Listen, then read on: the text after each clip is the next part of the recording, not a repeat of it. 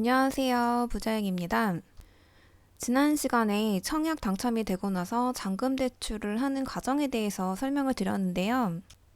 제 영상을 보시는 분들은 청약도 당첨도 대출도 다 처음이셔서 좀 뭔가 막막하신 분들이 많이 보실 것 같아서 잔금 대출의 단계를 이렇게 세 단계로 쪼개고 각 과정에서 궁금해 하실 만한 질문들을 제가 뽑아서 이것에 대해 지난 시간에 굉장히 상세하게 설명을 드렸습니다. 대출도 하나의 상품이다 보니 먼저 견적을 비교를 하고 그리고 계약하고 실행을 하는 이렇게 세 단계로 구성이 되었는데요.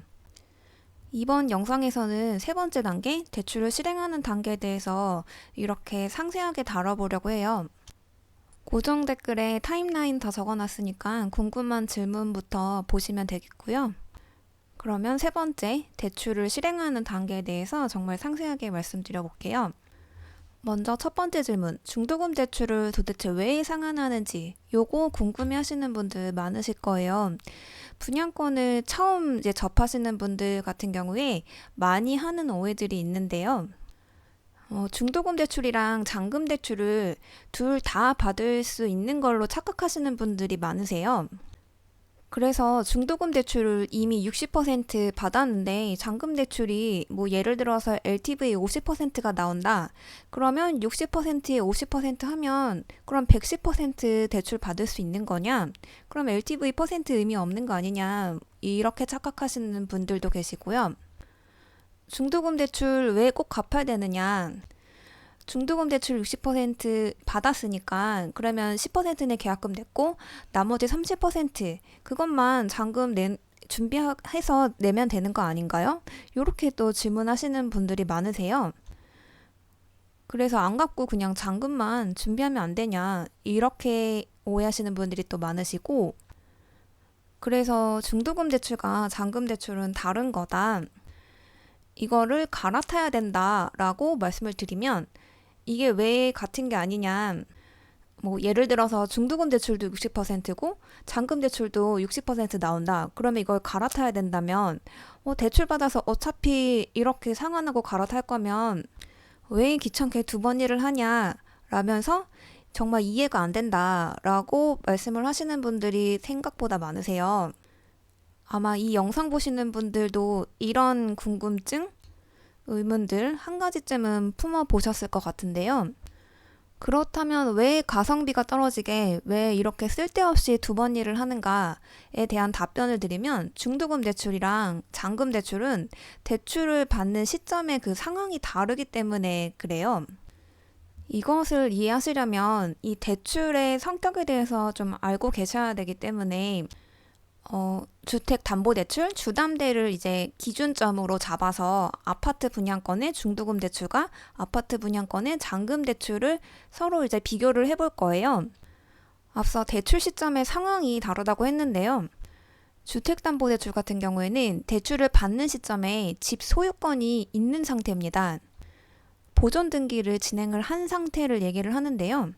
이 보존 등기가 뭐냐? 이게 또 단어가 생소하실 수 있는데 보존 등기라는 거는 집을 짓고 나서 처음으로 등기를 쳤다라는 것을 의미를 해요. 그러니까 쉽게 말하면 우리가 아이를 낳으면 출생신고를 하잖아요. 출생신고를 했다라고 보시면 돼요. 즉 법적으로 기록하기 시작했다고 보면 되는데요. 그래서 각 대출을 이렇게 사람의 비유를 하자면 이렇게 비유를 할 수가 있는데 아기가 태어나는 과정에 있어서도 처음에 엄마 뱃속에 있을 때는 이제 태아라고 칭하게 되고 이제 엄마 뱃속에서 이제 출산을 통해서 태어나는 상태에서 출생신고를 하고 이제 아이가 커 나가겠죠. 그러면 일단 엄마 뱃속에 있는 상태에서는 실제적으로는 이제 생명체는 맞는 거잖아요. 눈에 보이지 않을 뿐이지 실존하고 있는 거는 맞지만 아직 태어나지 않았기 때문에 출생신고는 당연히 하지 않았을 거고요. 그래서 실질적으로는 있지만 법적으로는 존재하지 않는 사람이 되는 거예요. 그런데 이제 출산일이 다가와서 엄마 뱃속에서 이제 바깥으로 아기가 갓 태어나게 되었어요. 그런 경우에는 엄마 뱃속에 있을 때는 아기의 형체 자체가 보이지 않지만 태어나면 일단 형체는 보이죠? 그래서 여기서는 이제 실존도 약간 세모로 표시를 해놨고, 이제 이때는 태어나서 우리 눈에 보이니까 동그라미로 쳐놓은 거고요. 그리고 이제 갓 태어난 아기 같은 경우에는 뭐 발빠른 부모님 같은 경우에는 아기가 태어난 당일에 출생 신고를 할 수도 있겠지만, 보통 당일날 하기보다 뭐 한두 달 뒤에 이렇게 출생 신고를 하는 경우도 있잖아요. 보통 그렇게 신고를 하죠. 그래서 출생 신고를 함과 동시에 이제 법적으로는 이 아기가 이제 현실에 존재하는 사람이 된다고 보시면 돼요. 그 전까지는 세상에 존재하지 않는 사람이었던 거죠. 그런데 이제 신고를 할 때 이제 오늘이 10월 20일인데 만약에 10월 20일에 아기가 태어났는데 신고는 한 달 뒤에 11월 20일에 했다고 칠게요. 그렇다고 하더라도 한 달 뒤에 신고를 하더라도 생일을 적을 때는 오늘 날짜로 적을 거 아니에요? 10월 20일? 그게 주민등록증 상에 그 생일이 되겠죠? 나중에 아파트도 마찬가지입니다. 실제로 다 지어지고 잔금을 낸 날짜가 있고 그로부터 뭐 두세 달 뒤에 이제 신고를 하게 되면 신고는 두세 달 뒤에 하더라도 이 집이 완공된 날은 잔금을 치른 날짜 이런 식으로 보게 되거든요. 그렇게 출생신고라는 핫한 이슈가 있고 그 이후에 이제 아이가 점점 커나게 되면 출생신고도 당연히 했기 때문에 법적으로도 존재하고 실제로도 존재하는 그런 사람이 되겠죠. 그래서 지금까지 이제 아이가 태어나는 과정에 대해서 그리고 출생신고를 하고 어떻게 이제 법적으로 해석을 하는지에 대해서 설명을 드렸고요. 이것을 이제 아파트에 치환을 해서 대입을 해볼게요. 주택담보대출 같은 경우에는 이미 출생신고를 마치고 한참 뒤가 지난 그런 상태의 집에 대해서 대출을 해주는 것을 의미를 합니다. 그래서 당연히 집에 소유권이 있겠죠. 존재하겠죠. 그런데 이제 아파트 분양권 중도금 대출, 요 2번 대출 같은 경우에 있어서는 아기로 치면 아직 태어나지도 않은 거잖아요. 보통 중도금 대출을 하는 시점이 이제 청약해서 당첨이 되고 땅을 파고 기초 다지는 그런 상태에서, 그러니까 건물이 한 층도 올라가지 않은 상태, 보통 그런 상태에서 중도금 대출이 실행이 돼요. 그러니까 공사 현장에 가도 건물다운 모습을 볼 수가 없는 거죠. 아기로 치면 태아 상태이기 때문에 이게 나중에는 집이 되긴 될 거잖아요. 그래서 나중에 이제 집이 될 거니까 실존한다고는 볼 수는 있겠지만 당연히 완성된 상태가 아니니까 출생 신고도 못하고 그렇기 때문에 법적으로도 존재한다고 말하기는 애매한 그런 상태가 되겠죠. 그래서 소유권에 같은 경우에도 지금 당장 소유권이라고 할 수는 없고 나중에 언젠가는 소유권이 될 그런 상태, 이런 애매모호한 상태에서 해주는 대출을 중도금 대출이라고 부르는 거예요. 그리고 마지막 세 번째, 아파트 분양권 잔금 대출 같은 경우에는 이제 아기로 치면 갓 태어난 아기인 거죠. 이제 공사 현장에 가면 건물이 다 올라갔어요. 이제 다 진짜 건물의 모습을 갖추고 있는 상태에서 대출을 해주는 거예요. 그리고 출생신고 같은 경우에도 처음에는 이제 안 한 상태에서 이제 출생신고를 하게 되는데 이 잔금 대출을 하는 시점은 출생신고를 안 한 시점, 그러니까 보존 등기를 하지 않은 상태에서 잔금 대출을 실행을 하고 그 이후에 보존 등기가 완료가 됩니다. 그래서 이 잔금 대출 같은 경우에도 시간이 지나면 결국에는 주택담보대출이랑 같은 상황이 되기는 해요. 나중에는 보존 등기가 동그라미가 되니까요. 그런데 이제 처음에 이것을 계약을 하고 실행을 하는 시점에서는 보존 등기가 없는 상태이기 때문에 그게 1번과 다릅니다. 아주 큰 차이점이죠. 이렇게 대출을 받는 시점에 그 상황이 전혀 다르기 때문에 중도금 대출과 잔금 대출은 다른 대출이에요. 이제 이것을 은행의 입장에서 한번 살펴볼게요. 일단 은행이라는 곳은 돈 장사를 하는 곳이죠. 한마디로 이제 돈을 빌려주고 거기서 나오는 이자를 받아서 동장사를 하는 그런 곳이에요. 그러면 은행은 대출을 받은 사람이 이자를 제때 갚으면 터치를 안 합니다. 그런데 이제 이자를 안 내고 원금도 이제 상환을 해야 되는데 그런 거를 제때 안 갚으면 그때부터 터치가 들어가죠. 그러면 그런 안 갚는 상황에 대해서 이 은행도 뭔가 보험이 있어야 될 거 아니에요? 대비책을 마련을 해야 되겠죠. 그 보험이 바로 이 주택, 이것을 이제 담보로 한다는 게 그 의미인데요. 보존 등기가 끝난 완전한 집의 이 소유권을 담보로 은행이 이제 대출을 해주게 되는데 이 대출을 받은 사람이 제대로 은행에 갚지를 않는다. 이자나 원금을 제대로 안 갚는다. 그러면 은행은 경고장을 계속 보내다가 그래도 안 갚으면 이 집을 임의로 뭐 경매에 넘기거나 이런 식으로 처분을 해서라도 본인의 돈을 회수하기 위해서 그런 안전장치를 마련을 할 거란 말이에요. 그래서 이 은행 입장에서는 이 집이 소유권이 있는가, 그 대출을 받는 사람의 소유권이 있는 게 맞는 것인가, 또 이 집의 시세는 어느 정도 되는 것인가, 이런 거를 다 총평가를 해서 그것을 담보로 해서 이제 돈을 빌려주게 되는 거죠. 그런데 이제 아파트 분양권 중도금 대출 같은 경우에는 아기로 치면 아직 태어나지도 않은 엄마 뱃속에 있는 태아잖아요.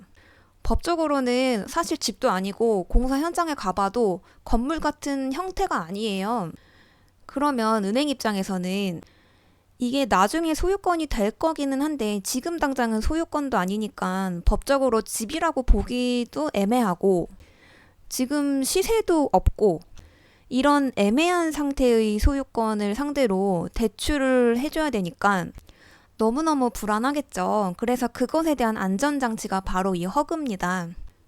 주택도시보증공사라고 하는 이 공기업에서 아직 지어지지도 않은 이 집을 담보라고 하기는 좀 애매하지만 요것을 이제 담보로 받아서 은행한테 이제 보증서라는 것을 끊어줘요. 이 보증서라는 건 뭐냐? 왜 연대보증이라는 말 들어보셨죠? 왜 드라마에서도 보면 아버지가 보증 잘못 써줘서 집안이 패가망신하거나 그런 사례들이 많이 보여지잖아요. 그러니까 내가 돈을 빌린 것도 아니고 다른 사람이 빌린 돈인데 그 사람이 제때 못 갚으면 내가 책임져서 내가 연대보증을 서서 책임져서 내가 대신 갚겠다. 이게 연대보증의 개념이에요. 그러니까 한마디로 이 허그 같은 경우에도 그러한 연대보증을 대신 서준다고 보시면 되세요. 이 첫 번째 주담대 같은 경우에는 깔끔하게 이 집을 담보로 해서 은행이 대출을 해주니까 얘가 만약에 못 갚으면 이 집을 팔아서라도 은행이 그 돈을 가져가면 되잖아요. 그런데 이 두 번째 상황 같은 경우는 이게 아직 지어지지도 않은 집이기 때문에 얘가 제대로 못 갚으면 은행에서는 얘를 팔아서 경매에 넘겨서 그 돈을 회수를 해야 되는데 이것을 경매에 넘길 수가 없는 거예요. 그러니까 이 허그 주택도시보증공사가 네가 대신 갚아라. 이게 바로 내가 대신 갚을게. 요거를 증명하는 서약서가 바로 보증서가 되는 겁니다. 그래서 중도금 대출 받을 때 이 허그 보증서가 세대당 한 건까지 가능하다. 조정 지역에서는 세대당 한 건, 비조정 지역에서는 세대당 두 건까지 가능하다. 그 얘기가 이것을 얘기하는 거예요. 다음으로 이제 세 번째 잔금 대출 같은 경우에는 아기로 치면 이제 갓 태어나서 출생신고를 이제 막 해서 원래 세상에 없었던 존재였는데 법적으로도 이제 존재하는 사람이 되는 그런 단계였죠. 그렇기 때문에 이 잔금 대출에서는 이 더 이상 허가가 필요하지 않아요. 처음에 대출을 이제 계약을 하고 자설을 하고 실행하는 시점에서는 출생신고를 하지 않은 보존 등기가 되지 않은 그런 상태지만 나중에는 다 하거든요. 그러면 은행 입장에서는 굳이 이렇게 허그 같은 중간 매개체가 있지 않아도 그냥 바로 이 집 자체를 담보로 잡아서 대출을 해줄 수가 있는 거예요. 그래서 아파트 분양권의 잔금 대출과 중도금 대출은 이렇게 성격이 전혀 다릅니다. 중간에 허그가 끼어 있는지 없는지, 보존 등기가 되지 않은 상태에서 대출을 해주는 건지, 된 상태에서, 엄밀히 말하면 되어가는 상황에서 이제 대출을 해주는 건지, 그런 차이가 있기 때문에 중도금 대출은 반드시 상환을 해야 되고 잔금 대출로 갈아타셔야 돼요. 이게 제 실제 사례인데요. 같은 아파트에 대해서 중도금 대출을 받고 이거를 추후에 잔금 대출로 이제 갈아탈 때, 제 경우에는 중도금 대출을 농협에서 받고 잔금 대출을 국민은행에서 받았어요. 이제 대출을 받고 앱에 들어가면 이 대출에 대한 정보가 나와 있잖아요. 그러면 중도금 대출 같은 경우에는 일부 신용 및 일부 보증서, 담보는 제외한다, 이런 성격이라는 것을 볼 수가 있어요. 앞서 말했던 것처럼 확실한 담보라고 얘기할 수 없고 보증서가 중간에 껴있기 때문에 이 대출 기본 정보에서도 담보 종류가 이렇게 나온 거겠죠. 그리고 잔금 대출 같은 경우에도 아파트 잔금 무담보라고 이렇게 쓰여져 있는데요. 처음에 담보가 없는 상태에서 했다가 나중에는 있는 상태로 변경이 되기 때문에 대출의 성격이 처음에는 이렇게 무담보라고 쓰여 있습니다. 다음 두 번째 질문. 분양가랑 감정가 중에서 잔금 대출을 할 때 LTV % 그 기준은 어떤 것이 되는지 이것도 궁금해 하세요. 일단 답은 감정가가 매우 우세하다라고 볼 수가 있는데요. 이게 시장 분위기에 따라 변화가 가능합니다. 21년 말에 대출에 대한 규제가 좀 많이 되었기 때문에 아파트 분양권의 잔금 대출의 기준을 시세에서 분양가로 바꾼다, 이런 기사들이 많이 보도가 되었었는데요. 그 당시에도 이렇게 정부의 정책이 규제되는 방향으로 바뀌었어도 그것을 이제 해석하는 은행별로 이제 이게 다르게 반영이 돼요. 그래서 이렇게 분양가 기준으로 대출 기준이 바뀐다고 하더라도 대출 견적을 한 군데만 받는 게 아니고 막 10군데 이렇게 여러 군데 받잖아요. 그러면 그 중에 몇 군데는 이제 분양가 기준으로 할 수도 있지만 시세 기준으로 대출을 해줄 수도 있단 말이에요. 그렇기 때문에 은행별로 이제 자율성이 있다는 것을 염두에 두고 좀 유연하게 생각을 하시면 좋을 것 같습니다. 일단 제가 최근에 2022년 9월에 잔금 대출을 받아본 경험이 있는 사람으로서 현재는 잔금 대출이 분양가 기준이 아니고 은행별 감정가 기준으로 대출이 나왔습니다. 다음으로 그래서 이제 돈을 내는 순서가 어떻게 되는가, 그래서 최종적으로 잔금날 내 돈이 얼마 필요하는가, 이것에 대해서 많이들 궁금해 하실 거예요. 이걸 알아야 내가 미리 이제 여윳돈을 준비를 해놓을 수가 있잖아요. 타임라인으로 정리해보면 이렇게 볼 수가 있겠는데요. 첫 번째, 이제 당첨이 되고서 계약금을 내는 시점에서 일단 10%를 내겠고요. 그 다음에 이제 두 번째, 특정 시기가 되면 이제 중도금 대출을 일으키겠죠. 이제 중도금을 나눠서 내게 되는데 이 60%를 한꺼번에 내는 게 아니고 이렇게 10%씩 보통 순차적으로 돈을 내게 됩니다. 이때 이제 계약금 같은 경우에는 대출이 따로 되지 않기 때문에 내 돈을 내고요.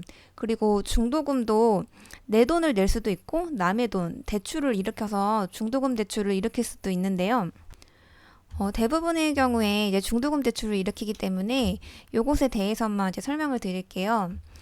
그래서 앞서 얘기한 것처럼 중도금 대출을 안 갚고 잔금 30% 마지막에 이 돈이 남잖아요. 요것만 내 돈 내면 되는 거 아닌가? 이거 안 된다고 했죠. 앞에서 아주 상세하게 설명드렸듯이 중도금 대출은 출생신고를 안 한 상태에서 하는 대출이고 잔금 대출은 출생신고를 해가는 과정에서 하는 대출이기 때문에 반드시 이렇게 갈아타야 된다고 말씀드렸습니다. 그래서 이 과정에서 기억할 것은 크게 두 가지인데요. 첫 번째, 규칙은 이제 중도금 같은 경우에는 물론 잔압을 할 수도 있지만 중도금 대출을 일으켰다면 이것을 반드시 상환을 하는 게 필수입니다. 그리고 두 번째, 잔금을 내야 되는데 잔금 같은 경우에는 내 돈을 낼 수도 있고 남의 돈으로 낼 수도 있겠죠. 그런데 이 남의 돈도 보통 두 가지 종류가 있죠. 대출을 일으켜서 내거나 아니면 전세나 월세, 임차인을 맞춰서 그 보증금으로 메꾸는 경우가 있을 거예요. 그래서 이 세 가지 내에서 해결을 하시면 된다라고 말씀을 드릴 수 있고, 이 같은 남의 돈이지만 잔금 대출 같은 경우에는 은행 돈을 빌리는 거니까 이자가 있는 유이자 상태고요. 그리고 임차인의 보증금 같은 경우에는 일종의 사금융이라고 볼 수가 있겠죠. 개인이 빌려주는 대출인데 무이자라고 볼 수가 있겠습니다. 앞으로는 이 잔금 대출에 대해서만 설명할 거라 요것에 대해서 더 상세히 풀어드릴게요. 잔금을 내는 방법이 이 세 가지 안에서 보통은 해결이 되는데, 예를 구체적으로 들어드려야 좀 더 다가올 것 같아서 세 가지 예시를 들어드리겠습니다. 먼저 첫 번째 예인데요. 분양가의 60%까지 대출이 가능한 경우를 따져볼게요. 예를 들어 이제 비조정 지역에 다주택자인 상태에서 당첨이 되면 중도금 범위 내에서 보통 중도금이 분양가의 60%를 하잖아요. 그래서 그 범위 안에서 잔금 대출이 가능한 경우가 있어요. 단 여기에서 이 대출은 그 당시에 이제 DSR과 신용 이게 다 그 범주 안에 들어온다는 가정하에 이제 진행이 되는 거고요. 이럴 경우에 이제 타임라인으로 따져보면 이제 계약금 내고 중도금 대출 일으켜서 60% 냈고, 그럼 이제 마지막에 이제 잔금 내는 시점인데 이때 이제 60%까지 잔금 대출이 되는 상황인 거잖아요. 그러면 이제 앞서 얘기를 했듯이 이 돈으로 요 중도금 대출 일으켰던 것을 다 갚고, 그러면 이제 나머지가 요 30% 남았겠죠. 그래서 요것을 이제 내 돈으로 내는 요런 상황입니다. 그렇다면 이제 최종 정리를 해보면 잔금을 내는 이 시점에서 필요한 내 돈은 분양가의 30%가 필요할 거고요. 그런데 이제 최종으로 따지면 처음에 10% 냈고 마지막에 30% 내야 되니까 최종적으로는 분양가의 40%가 필요하겠죠? 다음 두 번째 상황, 분양가의 80%까지 대출이 가능한 경우를 한번 따져볼게요.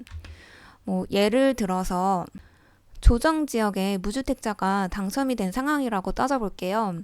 처음에 이제 분양가가 5억이었는데 입주 시점에 이제 잔금을 내는 시점에 그 은행에서 감정가가 이제 시세가 올라서 8억이 된 거예요.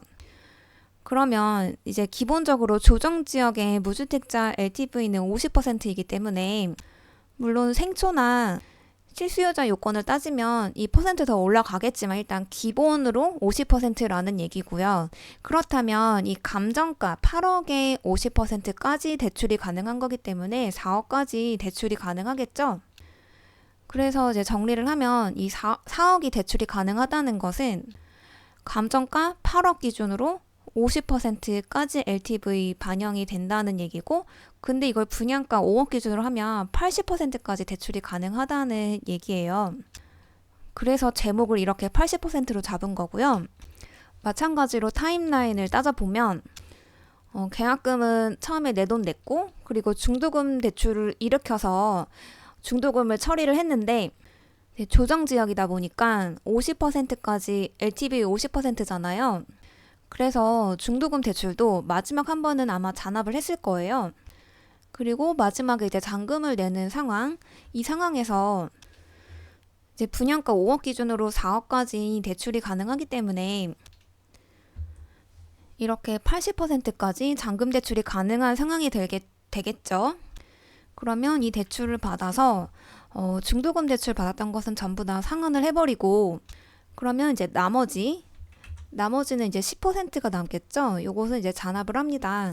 그러면 요것도 다시 정리를 하면 잔금을 내는 이 시점에서 필요한 내 돈은 이제 10%가 될 거고요. 그리고 최종적으로 필요한 돈은 계약금 낸 거 10%랑 마지막에 내야 할 내 돈 10% 해서 20%가 될 거예요. 그리고 세 번째 상황, 분양가의 100%까지 대출이 가능한 경우, 이런 경우도 있습니다. 예를 들어서 비조정 지역의 무주택자라면 비조정 지역은 LTV 70%잖아요. 마찬가지로 이제 생초나 실수요자 요건이 되면 더 늘어날 수도 있습니다. 그런데 이제 분양가가 처음에 이제 3억인 상태에서 마찬가지로 입주하는 시점에 시세가 올라서 감정가가 5억이 됐다고 가정을 해볼게요. 그러면 이 70%는 감정가 5억의 70%니까 3억 5천까지 대출이 가능하다는 얘기겠죠. 그러면 이 3억 5천 대출이 가능하다는 것은 감정가 5억을 기준으로 따지면 70%고 이게 LTV 퍼센트를 얘기를 하는 거고, 그리고 분양가를 기준으로 따지면 3억이 분양가인데 3억 5천 대출이 가능한 거니까 분양가를 초과이사 대출이 가능하다는 얘기잖아요. 굳이 퍼센트로 따지면 이렇게 100%가 넘을 거예요. 이제 타임라인으로 표현을 해보면 마찬가지로 처음에 계약금 내 돈 내고 중도금 대출 일으켰고 그리고 이제 잔금을 이제 치는 시기에서 이제 대출이 100% 사실은 이론상으로는 117% 가능하지만 100%만 이제 대출을 일으킨 거예요. 그러면 이런 경우에는 중도금 대출을 당연히 상환을 할 거고요. 그리고 계약금도 처음에 냈었는데 이것까지 이 잔금 대출로 다 커버가 가능하겠죠. 그래서 이제 정리를 해보면 잔금 시점에 필요한 내 돈이 한 푼도 없고, 처음에 계약 시점에는 10% 내 돈이 필요했지만 최종적으로 필요한 내 돈은 이것도 다 이걸로 다 메꿀 수 있기 때문에 없다라고 볼 수가 있겠습니다.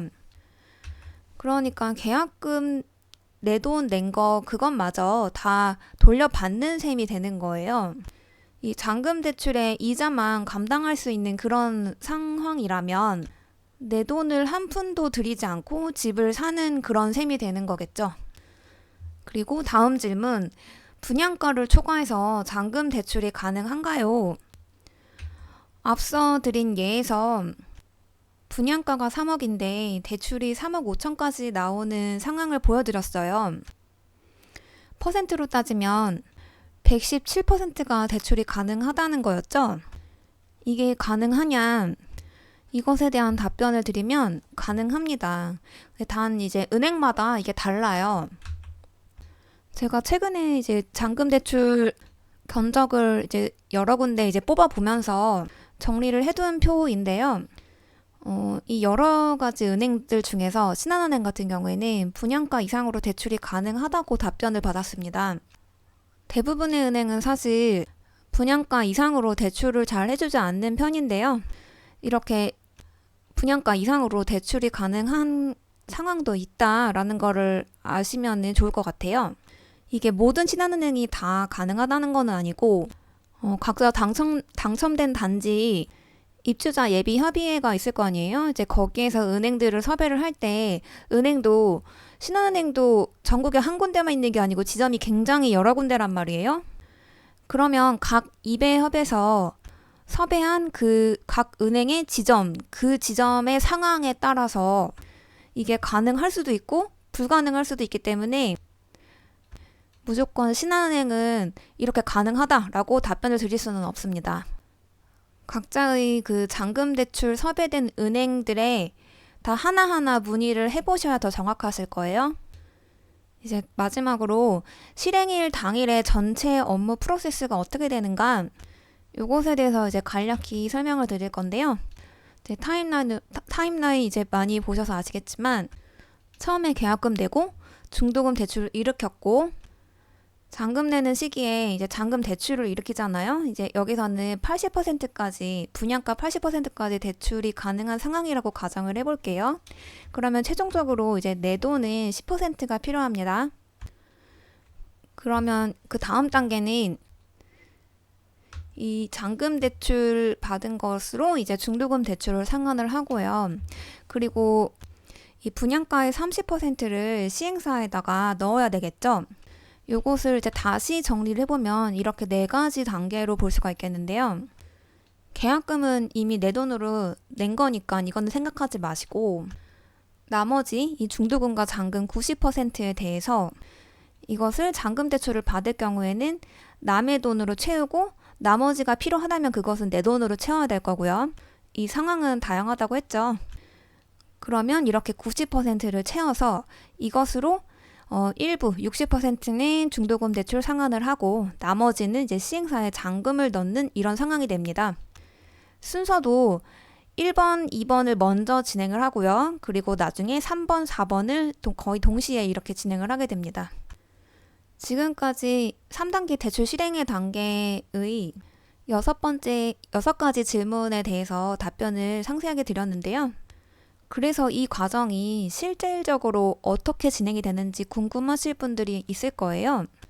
그래서 다음 영상에서는 이번에 좀 약간 이론적으로 설명을 드렸다면 다음번에는 실제로 어떻게 진행이 되는지 예시를 아주 상세하게 들어가면서 설명을 드리려고 합니다.